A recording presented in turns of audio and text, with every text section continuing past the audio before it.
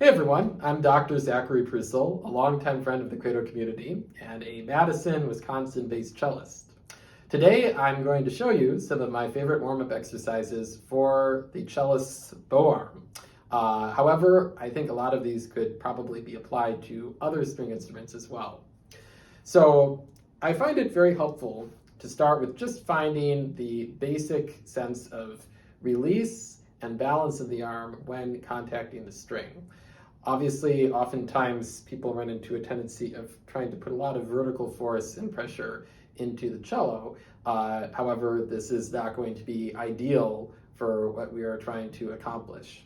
So a good exercise to remedy this is to hold the bow about an inch above the D string. Then take your left hand, put it in the fourth position area where you can keep the cello secure, and move the cello up to meet the hair like this. So just to clarify, I'm not coming down like this, but the cello is coming up. And in this position, the arm cannot really press. So we're giving it no choice but to engage the string with just a relaxed weight. Then we bring everything back down, and you can try playing a few notes. And just be observant. See if anything feels different for you, if it kind of emphasizes perhaps some things that you're not usually doing in the course of your stroke. But again, the most important thing is that you feel that sense of lightness in the arm and are able to maintain that even when we come back to a position where the arm might be tempted to engage in some sort of pressing motion or, again, a lot of vertical force. The next thing that I like to address is finger flexibility. For this, it's very helpful to practice the collet stroke, which, as some watching this may already be aware, is a stroke done entirely from the fingers. To work on this, I recommend practicing the basic motion away from the bow. Hold out your hand like this, bring your thumb up to touch the first finger, and then see if you can fold in your fingers so that the knuckles become flush with the rest of the hand and are in line with it. So it's basically causing the knuckles to disappear. Then extend the fingers so that they become completely straight. And notice that I do this without any sort of assistance from the wrist. We want to avoid any sort of knocking motion, but just this nice sort of finger push-up going on here. And if this feels challenging for you, it means that you just haven't developed those muscle groups yet. So with practice, it'll be more comfortable.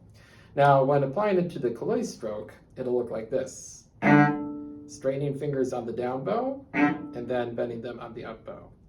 It can be helpful to really exaggerate this to the point where the bow actually goes onto the adjacent string.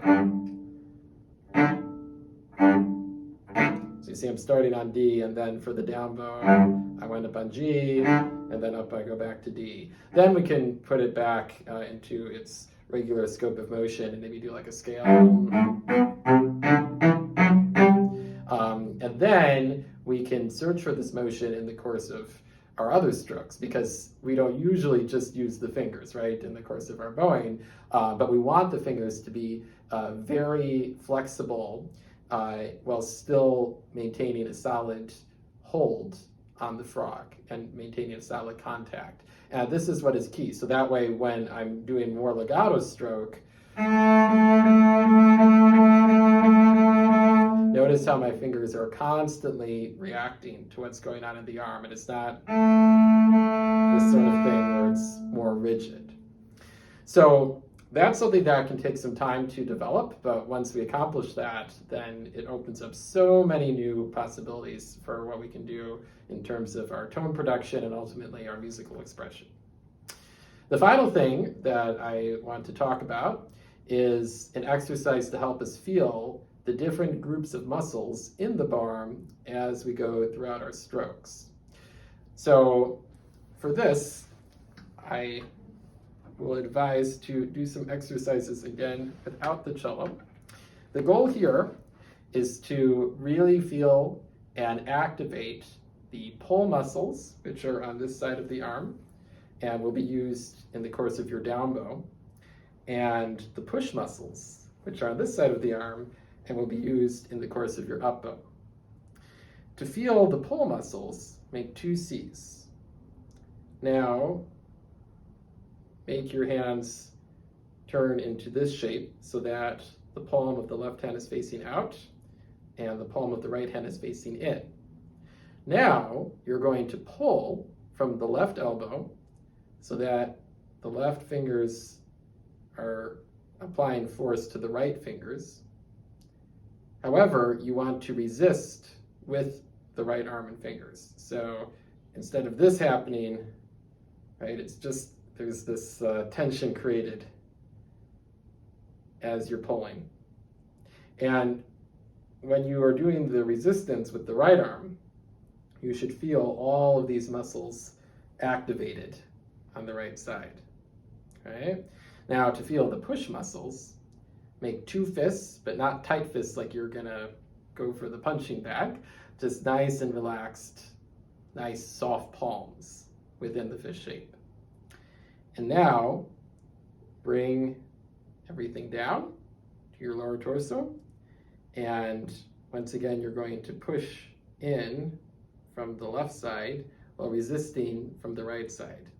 And when you're resisting, you should feel all of these push muscles on this side of the arm be activated. Right, so we have our pull and our push.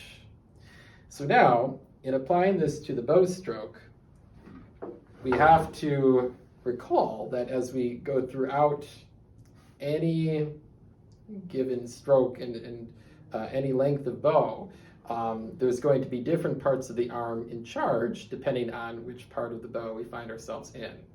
So when we start down at the frog and we're going to be bowing at the lower third, we want to feel that we're pulling from the upper arm. Now, when we get to the middle third of the bow, we want to feel that we're pulling from part of the upper arm and part of the forearm right around the elbow joint. Then when we get to the upper third, we want to feel as though we are now pulling from the forearm, even though this is still supporting, this is what is active over here. And also this bony part right at the base of the wrist is a good place to focus on. Then when we come back, it's the opposite. So we push from wrist and forearm, push from the elbow joint area, and then push from the upper arm. And you can divide the bow into more than thirds. It can be quarters, eighths, sixths, whatever you want to do. So you can really teach your arm how this interchange works as you go about your motion. Then when you put it all together in a legato stroke, ideally it should look somewhat like this.